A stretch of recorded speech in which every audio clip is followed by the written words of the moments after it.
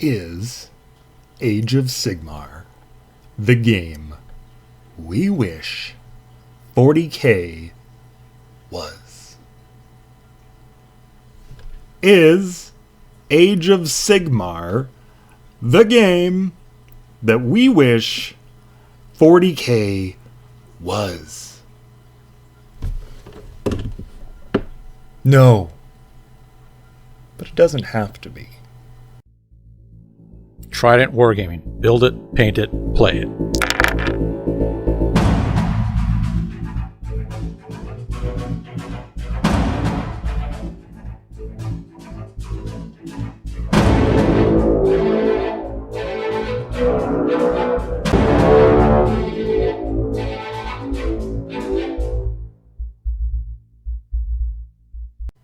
Undoubtedly by now, all of you guys have heard our recent podcast, hosted by a couple of yahoos who play Age of Sigmar now, about how great Age of Sigmar is, which I'm not even going to disagree with.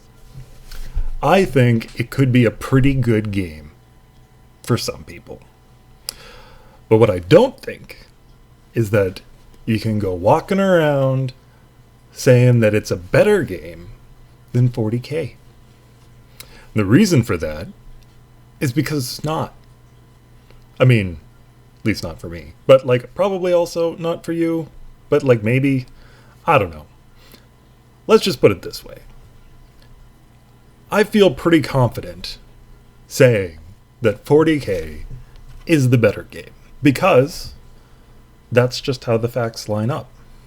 I mean, let's consider just a few of them. AoS is a fantasy setting. And that means that it's a bigger genre. It's a better selling genre in literature. It's a better selling genre in video games. It's a better selling genre in board games. It's just more popular in general. Not to say sci-fi doesn't have its wins, but, it's just not as big of a genre. Age of Sigmar, I think even most 40K players would agree, has better models overall. Specifically those great big showcase models, those are awesome. And 40K doesn't have as many of them, partially because of the way that 40K works on the tabletop. Also, Age of Sigmar has had all of its models produced in the last 10 years. So, that helps a lot too. And Age of Sigmar isn't any more expensive or less available than 40K is, because they're made by the same company, Games Workshop.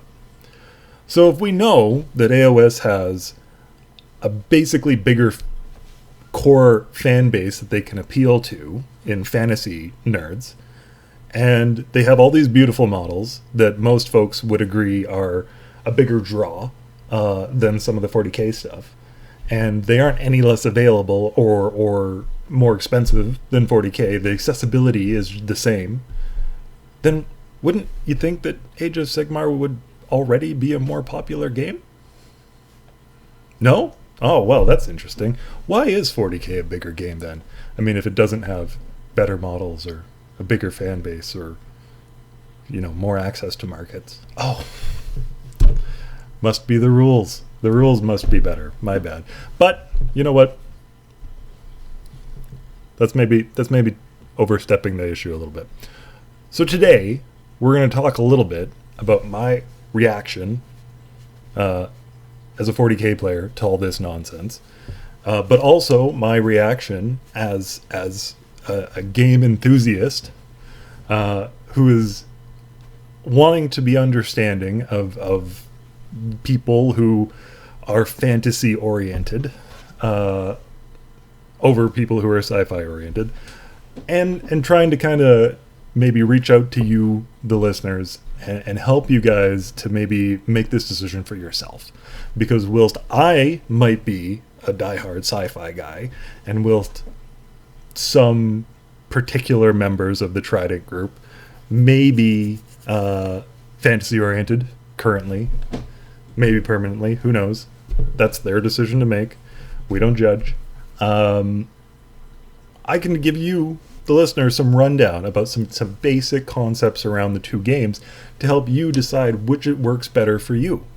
And that way, the group chats that I'm in with people who won't be named don't have to be the battlegrounds that they have been lately. And hopefully we can all live peacefully and coexist, because we're not torn between two worlds. We can be accepting of them both, perhaps separately, perhaps together. I don't know, whatever floats your boat. But that way, these kind of issues can be resolved both personally and interpersonally. And hopefully, I won't have to have as many days at the club where I've got these blue-haired femboy soy drinking lattes coming up and telling me that 40K doesn't have any vegan armies anymore. Anyhow, as you might be able to tell, I'm a little upset.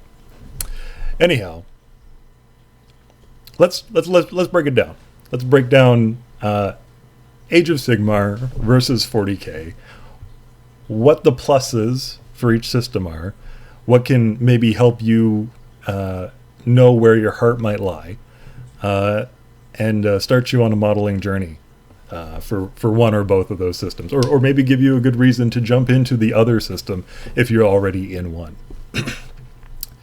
As we already mentioned, like right off the top, and I feel like this is probably one of the most important things for a lot of gamers, models. As I mentioned, AoS does legitimately have some amazing models. 40K does too. Like, I think people sometimes forget, like, when you're comparing the two, maybe like, oh yeah, AoS kind of has maybe some more really cool models to it. But like, after AoS, the next best models like on the planet are probably GW ones, or probably 40K GW ones, I should say. So like, it's not like 40K has a bad model range, but I can definitely understand people who are like, dude, look at these AoS models. They're amazing. Don't you love this? Yeah. Okay, that's fair. Here's the thing. You still have to like the aesthetic. And there's lots of 40K armies and lots of Age of Sigmar armies that I don't like the aesthetic of, even if they do have cool models. So, you're going to have to make that call for yourself. And I know more than a few folks who don't just don't like fantasy settings and aesthetics. So they're probably just not necessarily going to love some Age of Sigmar stuff. But of course, there's plenty more people who feel the same way about power armor, which, to be fair, is probably like the most overdone model type, and actually even still kind of exists in Age of Sigmar now too. So that's probably step one on your journey to figuring out what you do and don't want, is what do you and what do you not want to assemble and paint. Step two, a tremendously overlooked one, that I think never gets brought up enough. Ask yourself, what do your friends play? What's available in your local community to play? What are the game clubs and stuff? Now, thankfully, if you live in Edmonton like I do, you're listening to this from the hometown here. Thankfully, we have diverse groups. We have a lot of gamers in the city. We have a lot of different stores and organizations that run events. Trident, of course, is, as I'm sure many of you know, now running an AoS Slow Grow League, and that is just going to be the beginning of what we're going to run, I'm sure of it, going into the new year. So you probably don't have to worry too much about, will I be able to find a game group? But if you're listening from further abroad, if you're out in the country or maybe somewhere in this big wide world that just doesn't have as many gamers in it, please, please, please do the due diligence to find out what kind of stores or clubs or whatever there are around, or get some buddies, and kind of try to make these decisions together. Because like, the worst story that I've heard too many times is of guys who get into a hobby and then like kind of can't be in the hobby. It's fine, I guess, if they just want to assemble and paint stuff, which is cool, but they want a game and then they can't because they don't know anybody, or they did know somebody and they moved away or whatever. So definitely look out for that. I just feel like it doesn't get brought up enough. It's really important if you want to play games to have people to play them with. Moving along. The last non-gameplay thing to consider when you're thinking about Age of Sigmar versus 40k is the lore. Again, this is something that may already be kind of defined for you by what kind of person you are when it comes to, reading speculative fiction. Are you a fantasy guy? Are you a sci-fi guy? Maybe you're both. That's great. Then that means that you can kind of keep going, skip ahead on this video because you're more worried about the gameplay aspects maybe. But obviously, like so many people who get involved with Game Workshop products actually love the lore. They love reading the books. They love reading the stories, the Black Library stuff, the codexes or battle tomes or whatever. It actually is like this really immersive world. And both Age of Sigmar and 40k have these massive, gigantic storylines that go back decades and have tons of writers and lots of cool stuff in it. However, beyond the obvious exceptions of one is a fantasy setting and one is a sci-fi setting, there are other things to consider. Now, I'm going to say some stuff here that I know some of you are going to at me about, but like this is the take of somebody who is reasonably educated in literature and also has gone out of his way to do some researching and get a little bit of some second opinions from other people who are educated on literature. So don't freak out too much. I'm going to try to frame all of this as positively as possible. Age of Sigmar literature, storylines, the narrative, the stories is it's a little bit more. Oh, hi Cat. Hey everybody, this is Cashew. Cashew mew for them. Okay, he's not gonna mew. Age of Sigmar stories are a little bit more focused on a younger demographic.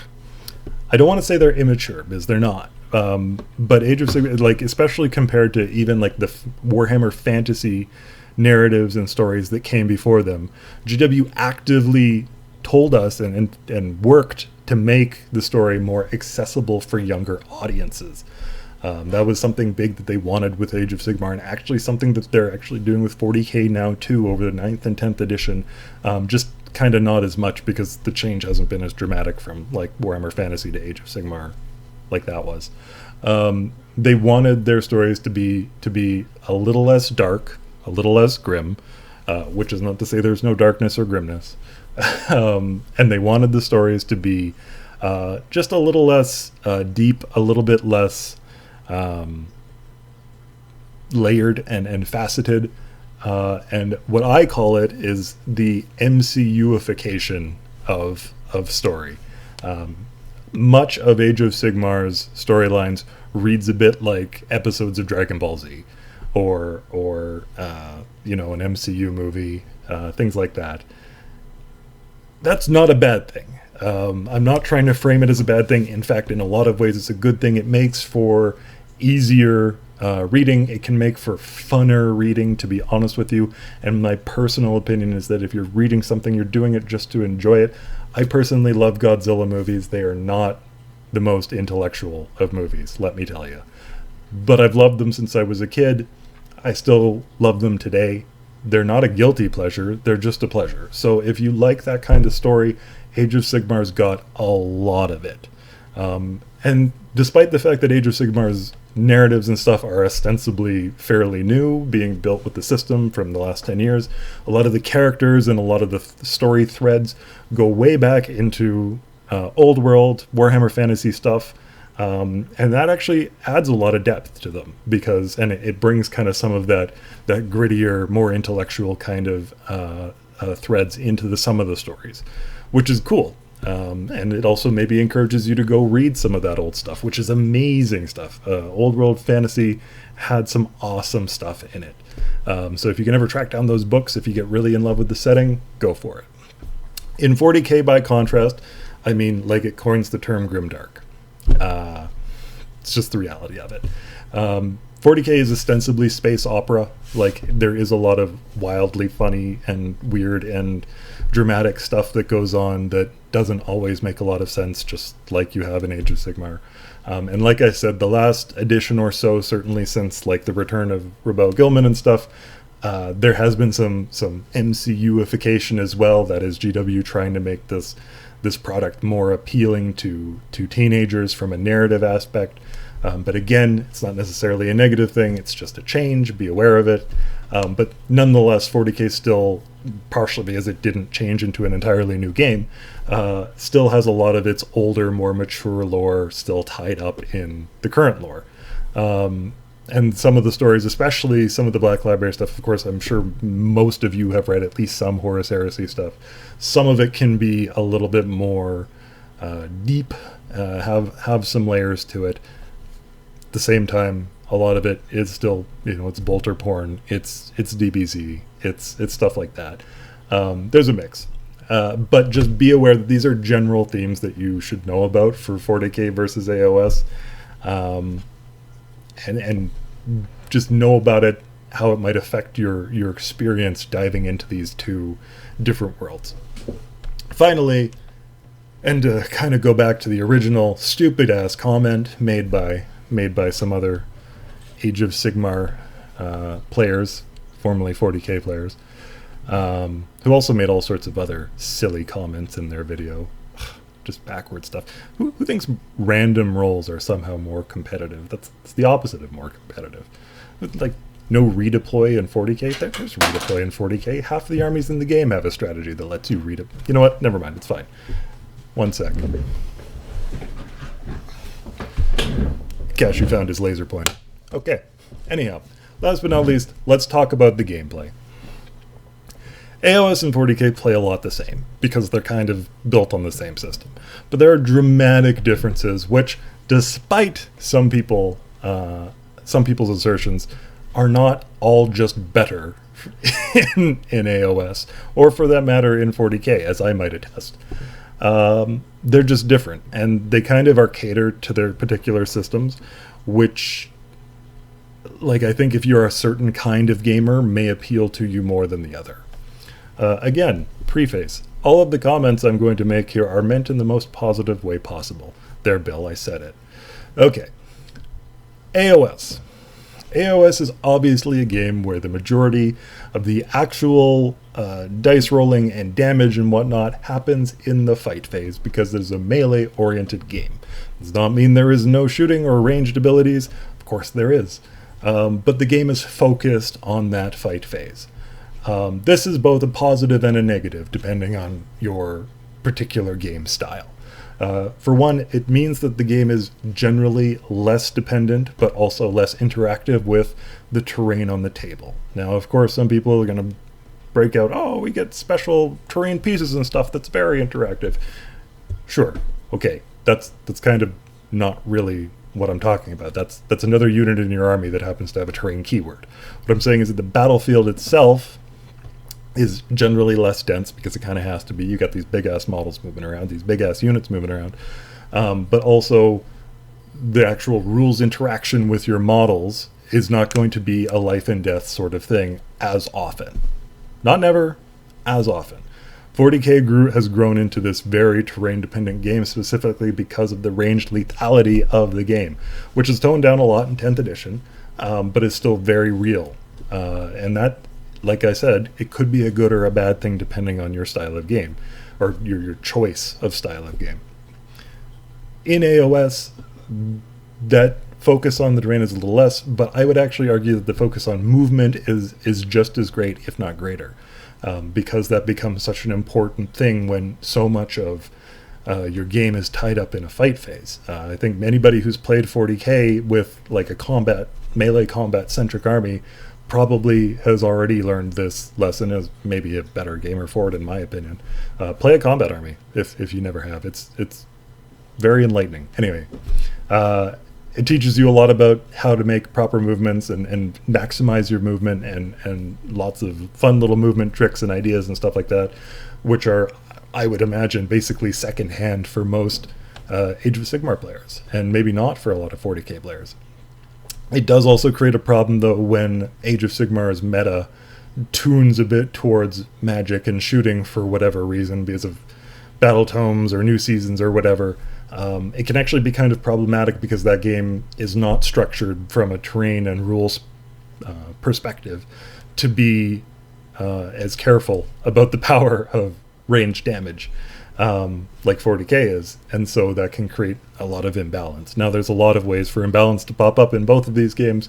I'm sure you guys have all experienced it in one form or another, but it is kind of a design issue on the AoS front when that does come around, which I know it was earlier this year, late last year, sometime like that. Time has no meaning. Anyhow, AoS's rules are in general more streamlined and simpler than 40k's. This is, again, intentional. It's something that GW actively tried to do. It's actually something that they're actively trying to do in 40k with 10th edition now, but not to the same level. And realistically, I would expect, because 10th edition for 40k is very new, I would expect that the rules will actually probably get back to a certain level of complexity, because that's also kind of 40k's jam. AoS has some simplicity to its rules, which I think actually makes it much more accessible and is intended to make it more accessible to new players. You can play, if you're playing every week, you can play a couple months of AoS and have a pretty strong grasp of the game, especially if you're going out of your way to play different people and getting lots of different experiences out there to kind of expose you to different trains of thought and stuff on the rules. A lot of the rules also tend to require a little less extrapolation, erratas, FAQs and stuff because of the simplicity of most of them. Again, these are blanket statements. They are not to say that there is never need for an FAQ or errata or rules disagreements or anything like that. Just that it's less common in AoS. Again, by design. This is a good thing when you're trying to learn the game. For some people, however, it is also a bad thing because the game just doesn't have the tactical depth that 40k does. That's just the nature of the rules. What you prefer is for you, but it is something to be aware of. It is a very real thing. This is also shown it manifests in AoS in a different way, and that's with randomness. Both games are inherently random. They're done with dice, obviously. The fewer things that are left up to a dice roll, the less random the game is, though. That's just basic logic. 40k has had not so much the game itself, but certainly some codexes over the years that were more random than others. Orc books are, of course, the gold standard for it. Most orc players actually like that. That's why they play orcs. Most, not all. Another kind of faction that experiences a lot has been Chaos over the years, especially Chaos Marines. I know most CSM players that I know actually don't like randomness and have been very upset when their codex has become more random because they don't like the lack of control in things. But, again, whatever floats your boat. AoS, of course, has battle tomes that are more or less random, but the actual core rules themselves also inherently have some greater randomness to them. By far the most famous/infamous piece of this is, of course, return order, which gets rolled for every round instead of just once at the start of the game. There are people who hate it. There are people who think it's great. Honestly, you can be either. What you do have to accept is that is a level of randomness that is added to the game, and it is a fairly important one. Yes, of course, the turn order is random in 40k too, but it happens once and then you can plan from there, whereas with AoS you can never plan for more than the turn you're on, because you just don't quite know how things are going to sort out. Again, this can be a good thing, and as more than a few AoS players have pointed out in defense of it, because the game is so focused on melee combat and that the fight phase happens a little differently in AoS compared to 40k, it's not necessarily as punishing as it would be in 40k. If you're a 40k player, the idea of having your opponent or you get 2 turns back to back seems psychotic, I'm sure. For 40k it would be, but the rules aren't set up for it, so it is what it is. It is a level of randomness, though, and that means that that's inherently something that pulls away from the tactical or strategic depth of the game, because it is something that is out of your control that you now have to wait for to know to then start your strategic or tactical planning for whatever phase you're in or turn or whatever. Whereas with 40k, you can set out a longer plan and try to follow through with it. Your cognitive energies go towards trying to figure out other issues that might pop up that you aren't in your control, whether that's saves or you're shooting random movement, whatever, all sorts of other things. That's just one place where AoS is maybe a little bit more random. There are a few others, and there is also just a general gist in some of the books to be a little bit more random. Again, could be a good thing, could be a bad thing, depending on how you like it. AoS is definitely meant to be a little bit more of a beer and pretzels game, as the saying goes from GW. Doesn't mean it can't be played competitively, but that randomness is a thing you need to be aware of. List building in AoS is generally less intense than 40k. Doesn't mean you can't really dive deep into making lists and stuff. It's absolutely the case, but with 40k you do see more intentional min-maxing and optimization and stuff like that done in lists, because that is kind of the way the game and the structure of building your lists is meant to happen. AoS, this is also partially a symptom of the fact that AoS is currently very deep, or fairly deep, in an edition life cycle where most of the armies have a battle tome out, whereas 40k of course is playing Index Hammer right now, with just a few of the codexes having come out for 10th edition, and it's going to be a while before, you know, the majority are, probably at least 2 years I would suspect. Because of that, you most armies that you play in AoS have, you know, their plethora of options available to them from their battle tomes and other secondary rules books and such, so that you can kind of just cut and paste what kind of army you want out of a book, throw it on the table. You do have, in general, maybe a little bit more generic usage or generic units in AoS, you know, where a given unit maybe is replicated several times throughout many armies and isn't particularly different, just due to weapon options and stat lines and stuff like that. And so you get this kind of lesser focus on trying to create, you know, your ideal army in AoS. It's also, I think, maybe a little bit more hero hammery. AoS is. You tend to have characters, and I'm not just talking about, of course, the gigantic 800-point models and stuff, but just heroes in general can be a little bit more impactful in their games, and so you kind of can focus on a few things, a few units and a specific army archetype, whereas with 40k, and again, this will get even more so as the codexes come out, Excel spreadsheets and calculators are not uncommon, or certainly the same sort of thing happening in your brain. So that's just kind of a thing to be aware of if you're more of a stats nerd. You might prefer 40k a little bit more. I know I remember when I got into 40k, that was half of what I did in high school with my fun time, was just sit and write list after list after list after list. Had so much fun with it. And the books tend to make themselves pretty accessible to that too. You'll probably find that there is, you know, owing to these last couple points, there is a little bit more tactical or strategic play in 40k. It's a hallmark of the game, not just between it and AoS, but between it and most of the other games out there.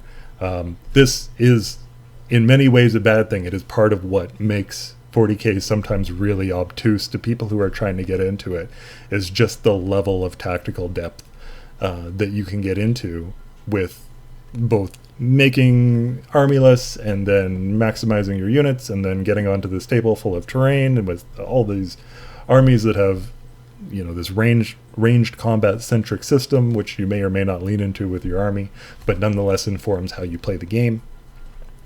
And that just can mean that you can spend, like as a new player, you can spend a lot of time reading the rules and a lot of time thinking about the rules and get on the table and still be way off base with how things actually play out compared to what you expected.